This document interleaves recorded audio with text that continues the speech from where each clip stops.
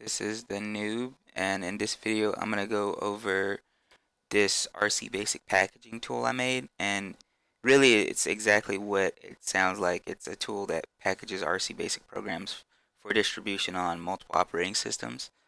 Currently this tool only runs on Linux, and there is no plans on like porting it to Windows or Mac. Even though it will run on Windows and Mac, the actual like tool, because it is written in RC Basic itself, it uses a lot of Linux specific operating system stuff. So and that doesn't mean it's impossible to package RC Basic programs for if you're running on those other operating systems. It's just you can't. You have to follow the instructions included with RC Basic rather than using this tool. Well, okay. With that being said, before we run, when you open it, you'll have these three files in here: a set of instructions, the the script that'll actually start the tool, and then all like this folder, which you don't really need to worry about. It's just stuff that this tool needs to run. But if you go in here, you'll also see all the source code and a lot of other stuff that this tool is using, like font and stuff like that. Um, Before we get started with how to use the tool, let's create a project that we can, package real quick. So I'm just gonna create um, the Mode 7, the Mode 7 demo as a package. So RC Basic comes with a demo of like Mode 7, like Super Nintendo style. So we'll just take that and put that in this folder. So we're gonna go into the RC Basic install directory, which is in your home directory, programs, RC Basic examples, and then we're gonna go to graphics and Mode 7. And then we're just gonna copy all of the files from the Mode 7 example into our Mode 7 folder, which this is gonna be our project folder.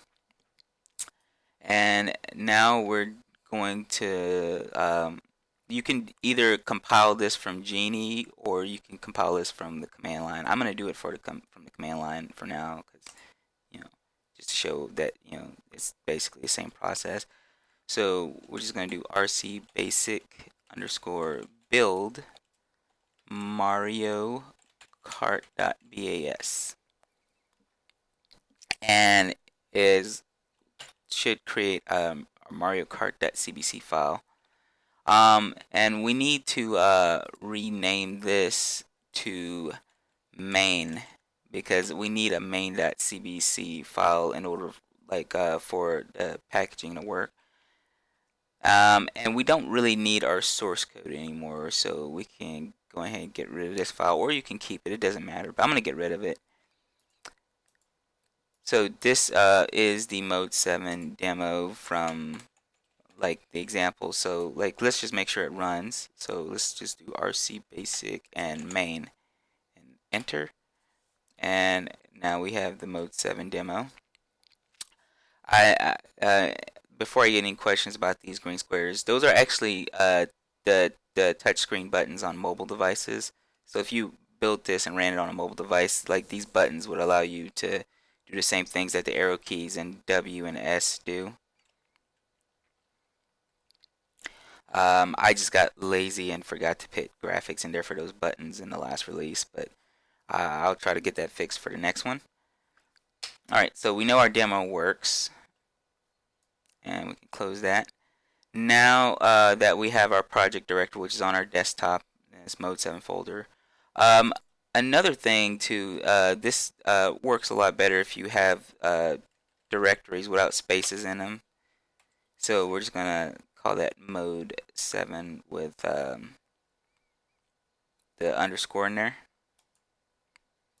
And now we need a place to output all of our packages for a different operating system. So I'm just going to create another directory on my desktop. And yes, my desktop is going to be extremely crowded by the end of this, but I'll just call this output underscore directory. And this is where all of our packages will be output after the tool runs. So now we can go back into our RCBasic package tool folder, and we just want to make sure that this shell script is executable, and then we can just run it. On Ubuntu, you can't double click on a shell script to run it, but I know on other Linux distributions you can, so just however best you run it on your Linux distribution. But I'm just going to do the terminal method of running this, pkg.sh, and hit enter. Now, if we don't have um, like the ICNS utils program installed on our computer, it'll ask us, it'll tell us we're missing dependencies and ask us if we want to install it now. Just hit yes and enter your password. And this should only take like a few seconds to install. It's not like huge or anything. Alright, and once it's installed, it'll start it up. If you already have it installed, it won't ask you to install it like each time you start this up. It's just the first time. So now we need to, like, this first part right here, the project directory, is basically our that mode 7 folder we created there. So we're just gonna, you can type it in manually yourself, the location, or you can just hit browse, and it starts you out in this asset folder. But just go up to, and let's see, it's called mode underscore 7. I have two mode 7 folders on my desktop. Probably the other one was when I was making an example. So mode underscore 7, and select that. And then our project name. Our project name, it can have spaces in it. It's not gonna matter. So like we'll just call it mode 7.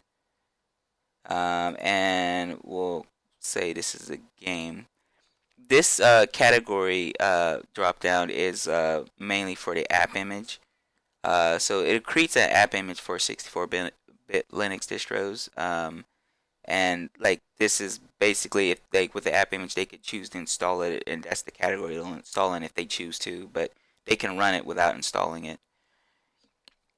And so now we need to select an icon. And there's a the icons. If you go into the instructions, which I'll open this up real quick, you'll see I include the icon. It has to be a PNG file, and it must be one of these sizes. I actually include. I have the 256 by 256 RCBasic icon included, and like in here already. It's inside of this app folder, inside of this rcbasic.appdir folder. Like it's right here. So I'm gonna go ahead and just select that one. So like go to there, select image, and then go to rcbasic.appdir, and then select rcbasic.png. Select. Now this part is also for the app image. It can it'll determine if we want the terminal to display when the program started or not. And if it's not a text-based program, then there's no reason to check this. So I'm just going to leave it unchecked. And lastly, we can hit browse. And this is for our output directory, which I wanted it to be here. So I'm just going to, to start me in my app assets folder again. So just go up to get to my desktop.